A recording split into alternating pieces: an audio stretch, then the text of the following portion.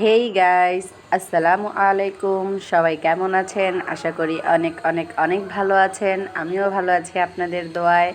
তো আজকে রান্না করব খাসির কলিজা। দেখতেই পাচ্ছেন, খাসির কলিজা কিন্তু যাদের রক্তশূন্যতা তারা তাদের শরীরের জন্য খেতে পারেন, অনেক উপকারী। আমার রক্তশূন্যতা, এর জন্য আমি এটা একটু বেশি বেশি খাওয়ার ট্রাই করি। তো যেহেতু আজকে ফ্রাইডে, ভাবলাম একটু খাসির কলিজা রান্না করে নেই। আমার বাসার সবাই খুব পছন্দ করে। তো দেখতেই পাচ্ছেন, এখন খাসির কলিজাটাকে চুলায় বসিয়ে নিব। এতে অল্প একটু পানি দিয়ে তারপরে ঢেকে সিদ্ধ করে নেব। হাফ সিদ্ধ করব কিছুক্ষণ, 10 মিনিটের মতো। তো যারা রান্না জানেন না, নতুন রাঁধুনি, আমার এই রান্নাটা ফলো করতে পারেন। আমার রান্নাটা ফলো করলে ইনশাল্লাহ আপনাদের রান্নাটাও অনেক মজা হবে, অনেক সুস্বাদু হবে। তো এই তো আমি পানি দিয়ে নিলাম 1 কাপের মতো। এখন আমি এটাকে ঢেকে দেব, ঢেকে 15 মিনিটের মতো সিদ্ধ করে নেব। তো দেখতে থাকুন, পাশেই থাকুন।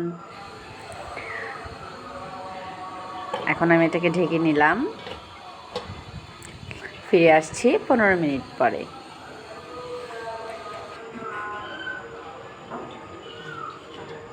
তো ফিরে এসেছি, দেখুন আমার কলিজাটা সিদ্ধ হয়ে গিয়েছে। আপনাদের দেখিয়ে নিলাম কেমন হলো। তো এখন আমি এটাকে কেটে নিব। কেটে কুটে দেখেন, আমি পিসগুলো কিন্তু খুব বেশি বড় রাখিনি, খুব বেশি ছোটও করিনি। যদি আপনারা খুব বেশি ছোট করেন সেক্ষেত্রে আরও ছোট ছোট হয়ে যাবে সিদ্ধ হওয়ার পরে। তো একটু বুঝে পিস করতে হবে। তো এই তো পাশে আমি নিয়েছি তেজপাতা, 4টা এলাচ, 2টা বড় এলাচ, 4-5টার মতো দারুচিনি আর 6টার মতো লবঙ্গ। তো আমি এই সাধারণ মশলাগুলো দিয়েই রান্না করব, বেশি মশলা আমার ভালো লাগে না। আর আলুগুলো দেখতেই পাচ্ছেন, এরকম পিস পিস করে নিয়েছি। আমি একটা আলু কেটে নিয়েছি, এরকম পিস করে নিয়েছি। তো আপনারা চাইলে আরও বেশি দিতে পারেন, আপনাদের যদি আলু আরও পছন্দ হয়, কিন্তু আমার এর থেকে বেশি ভালো লাগে না। তো দেখতে থাকুন। এই তো এখন আমি রান্নার প্রসেসিংয়ে যাব। যদি ভিডিওটা ভালো লাগে অবশ্যই লাইক করবেন, আমার চ্যানেলটাকে সাবস্ক্রাইব করে দেবেন। তো এই তো দেখেন, আমি এটাকে কষিয়ে নিয়েছি।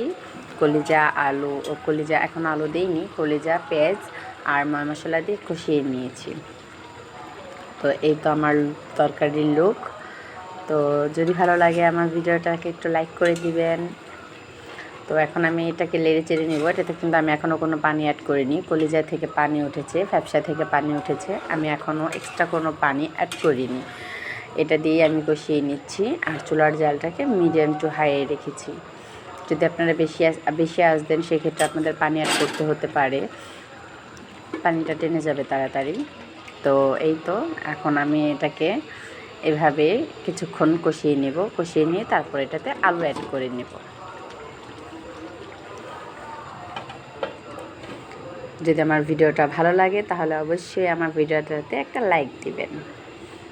আর আমার রেসিপিগুলো ফলো করে রান্না কেমন হয় সেটাও আমার কমেন্টে জানাবেন। যদি কোনো ভুল ত্রুটি হয়ে থাকে ক্ষমা দৃষ্টিতে দেখবেন। লাইক করে সাপোর্ট করে পাশেই থাকবেন।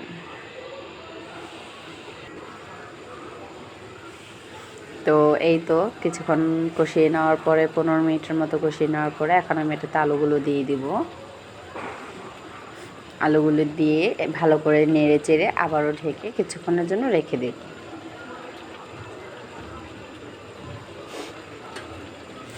কারা কারা আমার মতো এরকম খাসির কলিজা পছন্দ করেন একটু কমেন্ট করে জানাবেন। তো এখন আমি এটাকে খুব ভালো মতো নেড়ে নেব, ভালো করে কষিয়ে নেব। ভালো করে নেড়ে চেড়ে আবারও আমি ঢেকে নেব।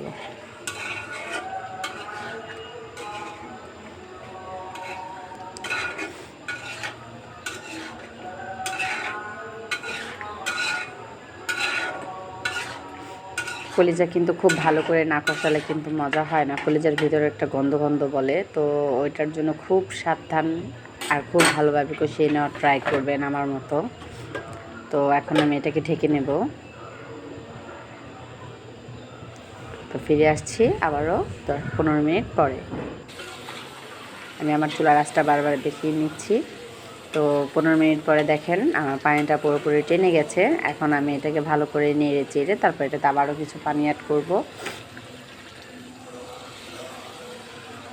এখন পানি অ্যাড করবো, এটাকে পানি অ্যাড করিনি। এখন হাফ কাপের মতো পানি অ্যাড করলাম। এটা দিয়ে আমি নেড়ে চেড়ে নেব। এটাতে কিছুটা কষানো হবে, কিছুটা সেদ্ধ হবে। কলিজা তো খুব ভালো করে সেদ্ধ করতে হয়, না হলে গন্ধ বলে। আপনারা যদি খুব দ্রুত করে রান্না করার চেষ্টা করেন সেক্ষেত্রে কিন্তু কলিজা একদমই মজা হবে না, কলিজার ভিতর থেকে বিচ্ছিরি গন্ধ আসবে। তো ট্রাই করবেন কলিজাটাকে একটু সময় নিয়ে রান্না করার। তো ঢেকে দিচ্ছি, ফিরে আসছি আবারও 15 মিনিট পরে। এখন আমি একটু মিডিয়াম টু হাই রাখবো, একটু আঁচটা বাড়িয়ে নেব। তো এই তো দেখতে পাচ্ছেন এখন আমার হয়ে গিয়েছে, পানিটা টেনে গিয়েছে, তেলগুলো ভেসে এসেছে। তো এখন এটাকে নেড়ে চেড়ে এটাতে আমি কাঁচামরিচ অ্যাড করে নেব।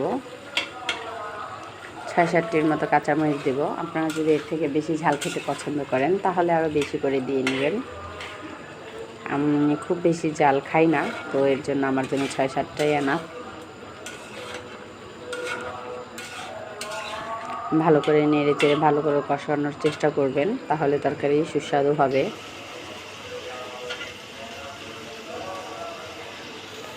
তো এই তো আমি কাঁচামরিচগুলো অ্যাড করে নিলাম। এখন এটাকে নেড়ে চেড়ে পানি দিয়ে আবারও জাল করে নেব।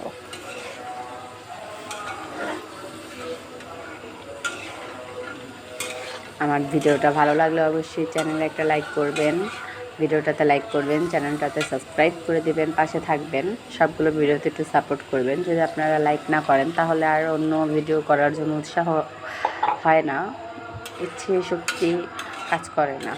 তো এই তো এখন আমি এটাতে 1.5 কাপের মতো পানি অ্যাড করে দেবো, আস্তে আস্তে দেবো। 1.5 কাপের মতো পানি অ্যাড করে তারপরে এটাকে আমি প্রথমে হাইয়ে রাখবো, তারপরে মিডিয়াম টু লোতে রাখবো। তাহলে আমার কলিজাটা ভালো মতো সিদ্ধ হয়ে যাবে, রান্নাটাও সুন্দর মতো হয়ে যাবে, কলিজাগুলো একদম ভিতর থেকে সিদ্ধ হয়ে যাবে। তো এই তো এখন আমি এটাকে একটু জাল বাড়িয়ে নিয়েছি যেন খুব তাড়াতাড়ি বলক এসে পড়ে।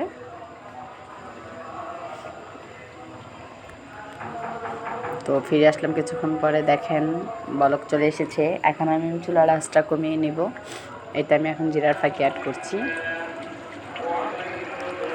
তো আমার রান্না প্রায় শেষের দিকে। আমার রান্না যদি ভালো লেগে থাকে অবশ্যই কমেন্টে জানাবেন। তো ওকে, আল্লাহ হাফেজ, টাটা, সবাই ভালো থাকেন, সুস্থ থাকেন।